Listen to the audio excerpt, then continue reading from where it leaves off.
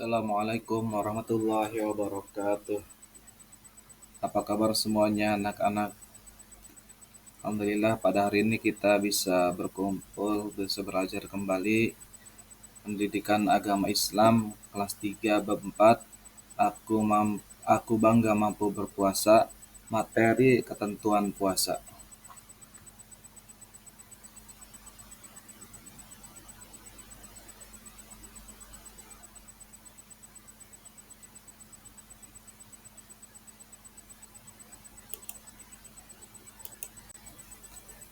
Sebelumnya ada pertanyaan, apa sih pengertian puasa itu?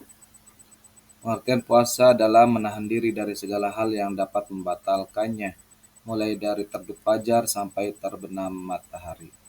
Jadi arti puasa itu menahan diri dari segala hal yang dapat membatalkan, mulai dari terbit fajar ya sampai terbenam matahari. Jadi kita tidak boleh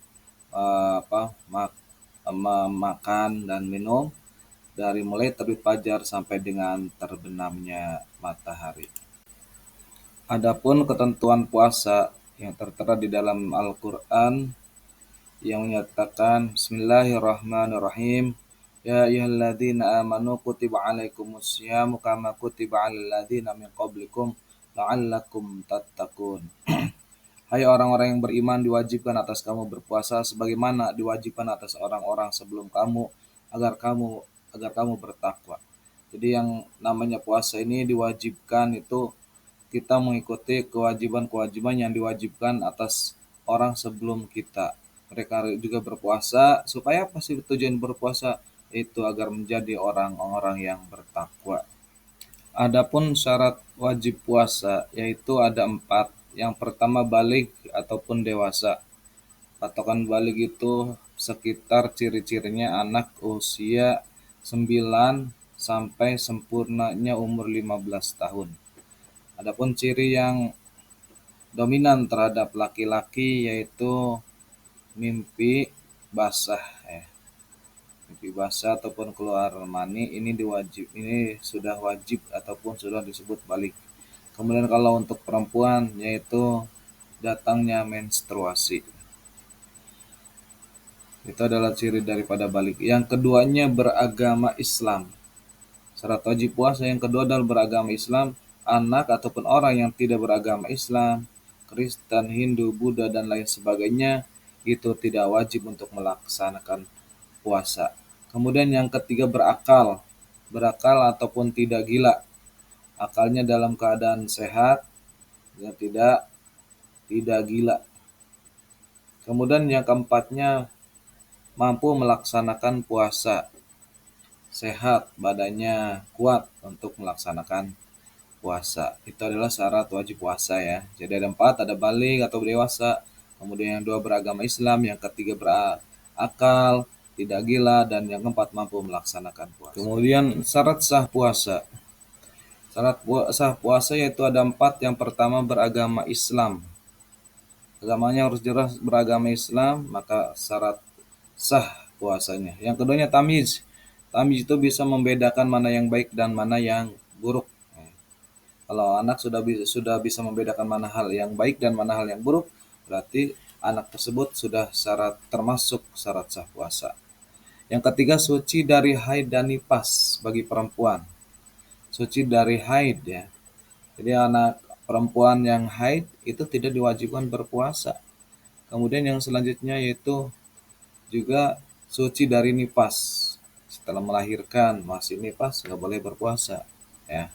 Jadi suci dari haid dan nifas bagi perempuan. Yang keempatnya pada hari yang dibolehkan berpuasa bukan pada hari raya ataupun hari tasyrik. Jadi tidak boleh kalau kita berpuasa di bulan ataupun di hari raya, dan juga tidak boleh kita berpuasa pada hari tasyrik, yaumut tasyrik. Jadi syarat sah puasa yang pertama beragama Islam, yang kedua tamyiz, yang ketiga suci dari haid dan nifas, dan yang keempat pada hari yang dibolehkan berpuasa bukan pada hari raya dan juga hari tasyrik. Kemudian selanjutnya adalah rukun puasa. Yang pertama yaitu niat puasa pada bulan Ramadan. Ayo kita niat bersama-sama. Bismillahirrahmanirrahim. Nawaitu sauma godin an adai fardi syahri Ramadan hadhihi sanati lillahi ta'ala. niat saya puasa esok hari untuk menunaikan fardu di bulan Ramadan tahun ini, fardu karena Allah Ta'ala. Nah itu niatnya seperti itu ya.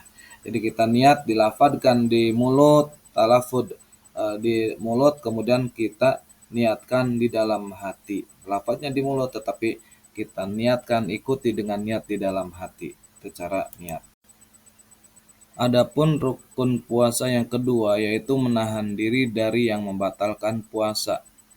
Apa saja? Seperti yang di dalam gambar, yaitu menahan diri dari makanan. Jangan sampai kita tidak kuat ketika melihat makanan untuk berbuka puasa. Ya, ada es campur, ada jus mangga, ada jus alpukat. Kita tidak kuat menahan diri, akhirnya kita minum. Nah itu bisa membatalkan puasa. Yang keduanya menahan amarah. Jadi pada bulan puasa nggak boleh marah-marah, ditahan marahnya ya. Karena hal tersebut dapat membatalkan puasa kita. Sunnah puasa. Di antara sunnah puasa yang pertama yaitu menyegerakan berbuka puasa setelah terdengar azan maghrib. Jadi disunahkan untuk segera berbuka ketika kita mendengar azan maghrib. Jangan dinanti-nanti, tanggung nih lagi kerja. Nanti kalau misalnya diselang sama pekerjaan, itu diakhirkan dong buka puasanya dan kita tidak mendapatkan sunnah puasa. Jadi segera berbuka ketika azan maghrib. Yang keduanya yang disunahkan yaitu makan sahur. Makan sahur ini hukumnya sunnah ya.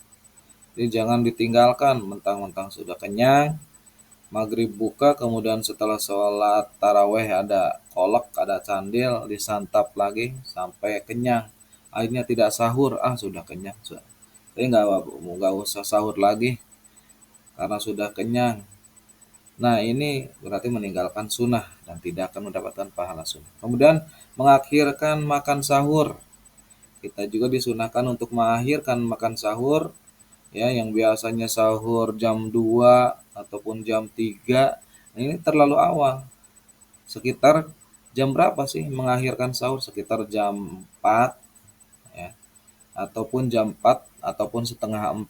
Nah, itu mengakhiran sahur. Jadi kita sahur sebentar kemudian adzan subuh. Jadi nyambung sahur dengan adzan subuh. Nah, ini juga hukumnya sunnah mengakhirkan makan sahur. Kemudian berbuka dengan kurma ataupun berbuka dengan sesuatu yang manis ya. Kalau di sana mungkin di Arab Saudi, Rasulullah itu berbuka dengan kurma. Dia sunnah dengan yang manis-manis ya, bukan manis buatan, bukan manis es campur ya langsung, bukan, tapi manis yang alami. Contohnya itu berbuka dengan kurma. Kemudian memperbanyak sedekah yang kelimanya. Kita berbanyak sedekah dengan membawa tajil ataupun memberikan tajil ke orang-orang yang berpuasa. Kita hadang di jalan, kita berikan tajil-tajil tersebut ya, berupa minuman ataupun makanan ya. Nah itu hukumnya sunnah. Kemudian memperbanyak membaca Al-Quran, tadarus. Dari setelah sholat taraweh kita tadarus sampai jam 11, jam 12 yang rutin kita lakukan di kampung biasanya, sampai menjelang dari mulai selesai tarawih sampai dengan menjelang sahur. Ini hukumnya sunnah. Kemudian berzikir, ini juga hukumnya sunnah. Kita baca apa aja, subhanallah, Allahu akbar, ataupun sholawat. Dan juga kita disunahkan untuk berdoa. Kita harus memperbanyak doa pada bulan suci Ramadan ya. Karena pada bulan suci Ramadan ini uh, besar kemungkinannya doa itu dikabulkan oleh Allah Subhanahu wa taala. Makanya harus banyak berdoa karena hukumnya juga sunnah.